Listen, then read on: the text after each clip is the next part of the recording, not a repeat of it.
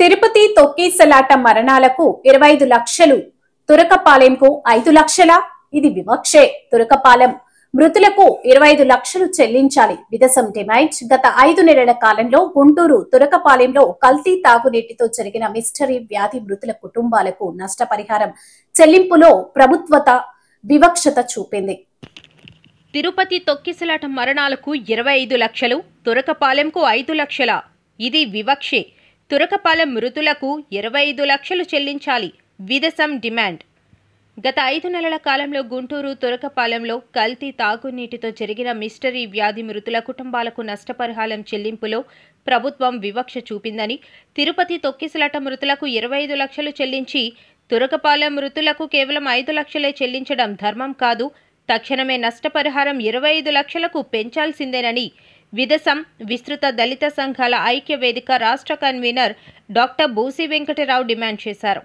Turakapalem mystery మృతుల కుటుంబాలకు ప్రభుత్వం చెల్లించిన నష్టపరిహారంపై తీవ్ర ఆక్షేపాన్ని, అభ్యంతరాన్ని వ్యక్తం చేస్తూ ఈరోజు విశాఖ అంబేద్కర్ భవన్లో విదసం ఐక్య వేదిక పత్రికా ప్రతినిధుల సమావేశం నిర్వహించింది.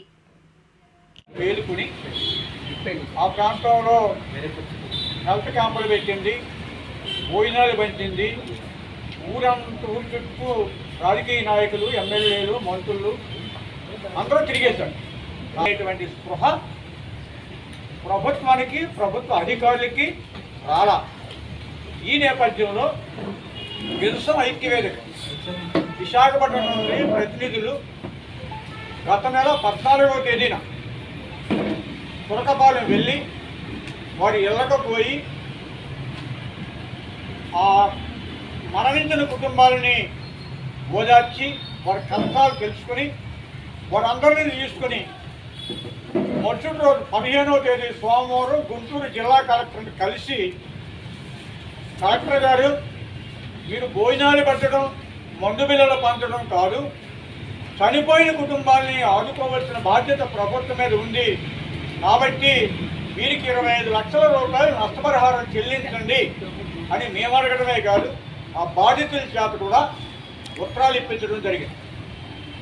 ఇదే విషయాన్ని నేషనల్ ఎస్సీ కమిషన్కి మేము తెలియజేస్తే, ఎస్సీ కమిషన్ వారు గుంటూరు కలెక్టర్కి మొన్న 7వ తారీఖున ఉత్తరం పంపించారు. దీని మీద ఏం చర్య తీసుకున్నారో మీరు వితిన్ 30 డేస్లో సమాధానం ఇవ్వండి అని చెప్పి ఈ ఎస్సీ కమిషన్ వారు ఉత్తరం పంపిస్తే, అప్పుడు యంత్రాంగం పరుగులు పెట్టి ఒక్కొక్కరి ఖాతాలోనూ మీ ఇంట్లో చనిపోయినందుకు నష్టపరిహారంగా ఇదిగో 5 లక్షలు అని చెప్పి మొక్కుబడిగా ఆ 5 లక్షల రూపాయలు వారికి వేసి మా బాధ్యత తీరిపోయిందని చెప్పి అక్కడ ఎమ్మెల్యే గారు, ఎంపీ గారు పండగ చేసుకున్నారు. ఇవాళ మీ ద్వారా వారిని ఒక మాట అడగదలుచుకున్నాం. ఈ చనిపోయిన వాళ్ళకి సంబంధించి కుటుంబాలను ఆదుకునే క్రమంలో పెద్ద పెద్ద కంపెనీల్లో వ్యత్యాసాలు ఉంటే ఉండొచ్చు. ఎల్జీ పాలిమర్స్కి, అరవాడ ఫార్మాసిటీకి ₹1 కోటి 25 లక్షలు తేడా ఉండొచ్చు.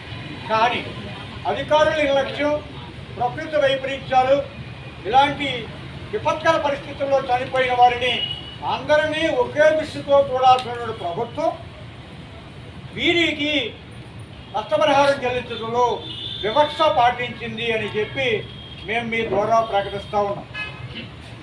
మీకు తెలుసు, తిరుపతి తొక్కిసలాటలో చనిపోయిన వారికి ప్రభుత్వం 5 లక్షలు ప్రకటించింది.